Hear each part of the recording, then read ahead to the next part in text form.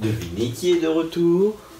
Salut à tous et à toutes, c'est Exosupra, j'espère que vous allez bien. Pour ma part, ça va très bien. Je suis super content de vous retrouver aujourd'hui, bien entendu. Pour une fois, je vais penser à vous rappeler de faire le petit like, le petit abonnement et le petit partage. Je vous remercie d'être 335, oui, un truc comme ça, à me suivre sur la chaîne. C'est juste énorme quand on pense que j'ai été pendant plus de 5 ans à 35 abonnés et que là en moins de 4 mois je me retrouve avec 300 abonnés de plus. Je vous remercie vraiment beaucoup pour votre fidélité.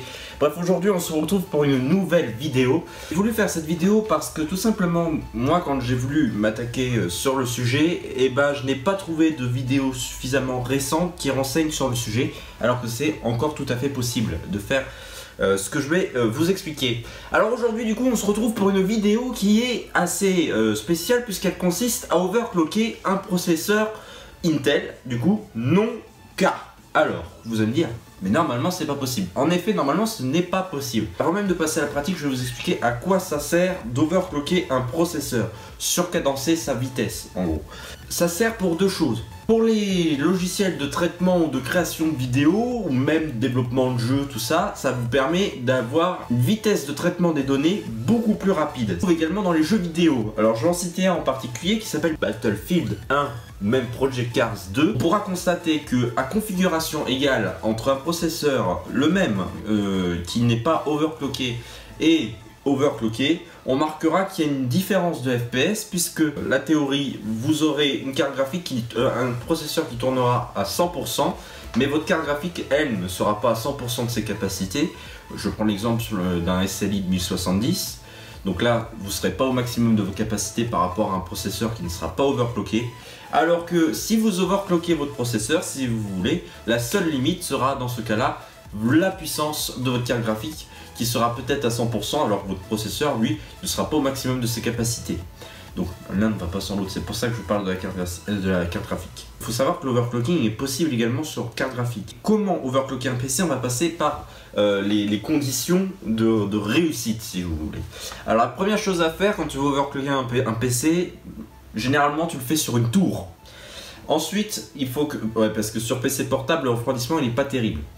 Justement, en parlant de refroidissement, il faut savoir que sur ta tour, si tu laisses le vieux ventirad qui est installé de base avec ton processeur, ton PC il va cramer, tout simplement parce que en overclockant, surcadençant la vitesse, on fait également chauffer beaucoup plus. C'est d'adopter soit pour une ventilation à air vraiment très puissante, mais ce qu'on met plutôt tendance dans les gros boîtiers, tu vois, ou alors ce que tu fais, c'est que tu adoptes un water cooling, custom ou non custom, mais quand même relativement assez performant. La troisième consigne, bien entendu, c'est qu'il ne te faut pas un PC, alors, sauf si tu l'as acheté vraiment avec un processeur K, mais dans ce cas-là, tu ne regardes pas cette vidéo-là.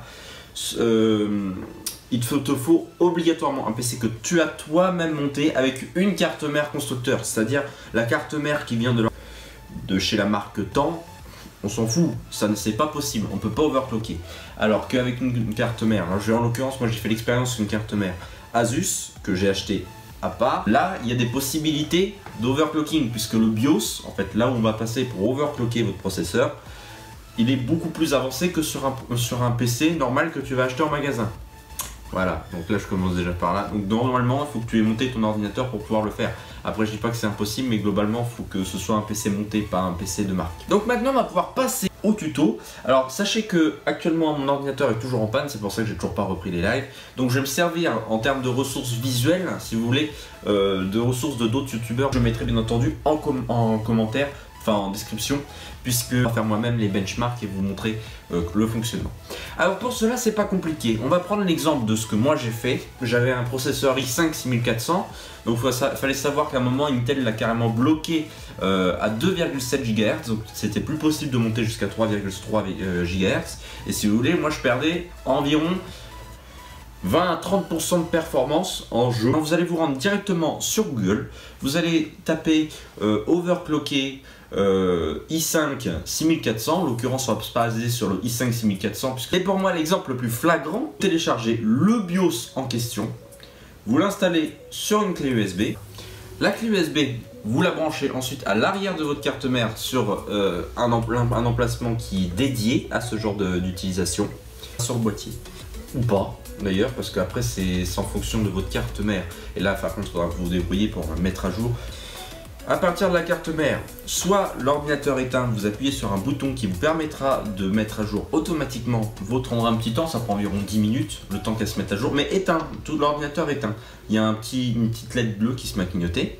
Ou alors vous allez directement, et après ça dépend de la marque de votre carte mère, ou alors vous allez directement sur le BIOS, allumé, et vous le mettez à jour directement votre BIOS à partir de ce BIOS là que vous aurez téléchargé via le site. Ce qui est, donc là vous avez installé votre BIOS, maintenant tout est nickel.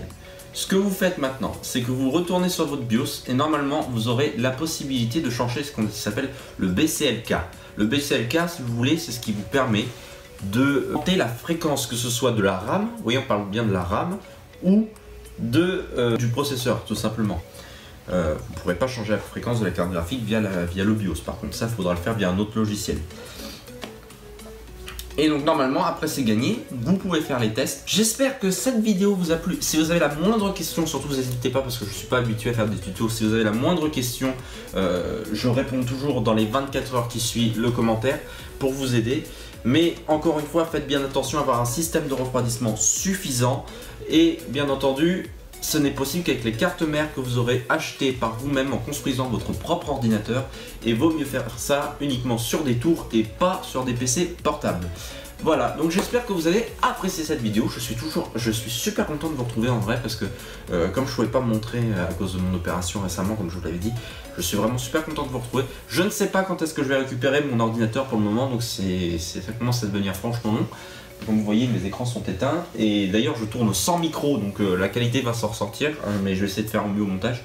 Et donc oui, je ne peux toujours pas retourner sur les live Fortnite avec vous, et je sais que beaucoup d'entre vous attendent que je revienne sur Fortnite, mais pour le moment je ne peux pas. Que tu as apprécié cette vidéo, et si c'est le cas, n'hésite pas à déposer le petit like, le petit commentaire, parce que le petit commentaire c'est génial, parce que ça prouve que...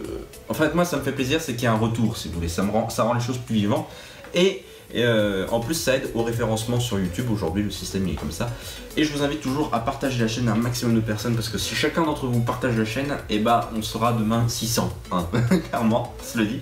Donc voilà, je vous remercie encore vraiment un maximum pour votre soutien. Salut à tous, ciao.